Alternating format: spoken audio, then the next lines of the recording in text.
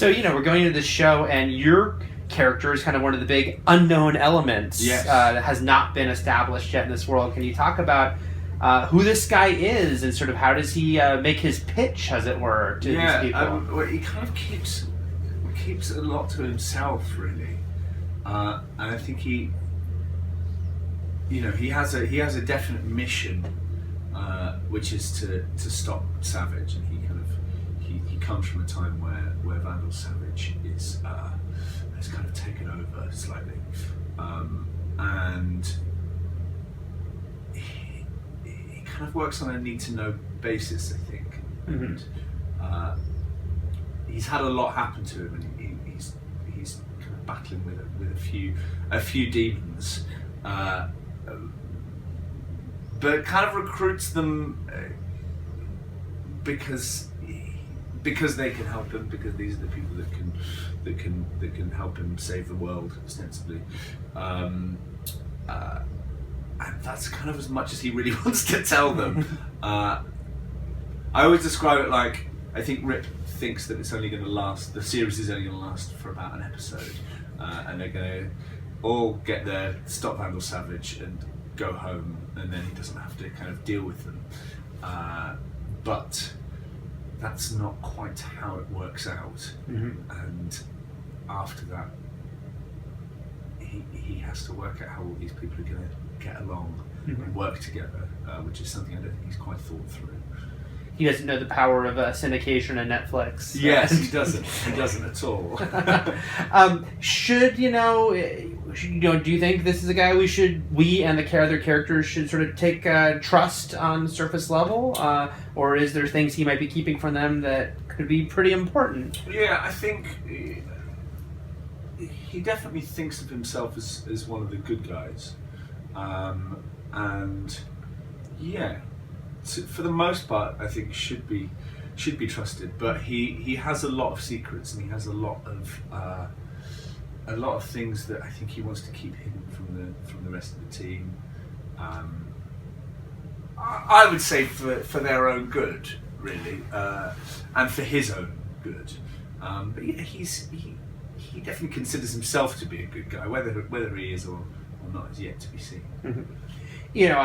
Obviously people are evoking the fact that, you were on another time travel show with a time machine, but your set here is it's very much more it's a ship, and it kind of evokes something more like Star Trek. And what's it like for even to work in that environment, because it is so distinctive? It is so distinctive, and they've done I'm just so happy that I get my own spaceship. The 8-year-old inside me is going absolutely nuts, and it does evoke those kind of Star Wars and Star Trek things, and actually just the scale of what we've got here is amazing. I've recently kind of watched a few bits. I tend not to watch anything because I find it distracting, and I just kind of concentrate on what my face is doing. But I watched it and was just so impressed by how huge this is, and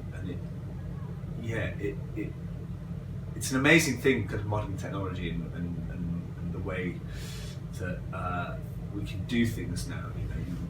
We're doing things on this show that even kind of 4 or 5 years ago you wouldn't be able to do, just in terms of the scale of it. So I think it does evoke memories of other things, but very much has its own style and its own.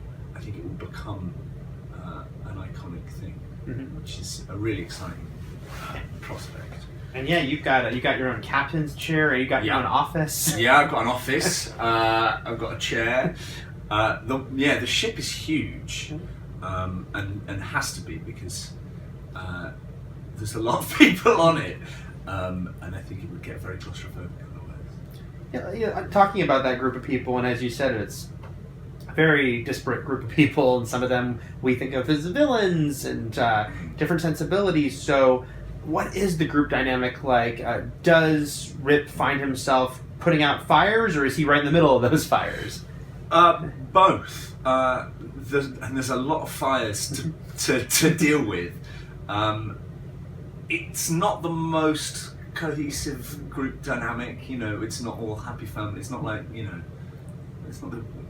I kind of like those Beatles movies where they all live together, and it's kind of the opposite of that, where they're all shoved into this place that they, a lot of them don't necessarily want to be there, and yeah, I think there's a bit of management going on from Rip, but also he is right in the middle of the storm, and there's only so much kind of management that he can do. Mm-hmm, mm-hmm.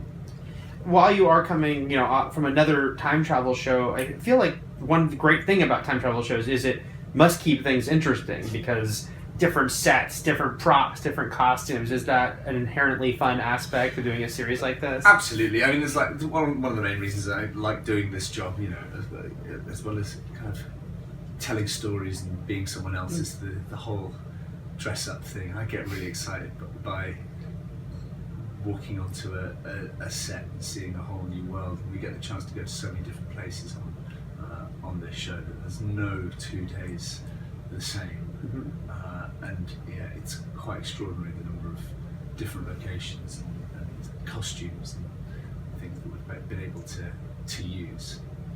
This is the third show, and it's very ambitious what is being done now with having these 3 interconnecting shows. And for you guys, are you able, especially with the time travel element, to really sort of have fun with elements that they've introduced on Flash and Arrow and kind of do your take on them, or maybe take them and go off in a tangent with them? Yeah, I'm amazed by how much they've managed to fit into this show. There's little kind of Easter eggs for Flash and Arrow fans all over the place in this, and stuff that even sometimes I don't quite realise is a reference that we stumble across. So yeah, it's I don't know how they've managed to do it with the writing, but they really have managed to fit so much in. And just even the fact that there's 8 leads of the show, and everyone gets their own story, which is kind of interwoven with the other 2 shows, and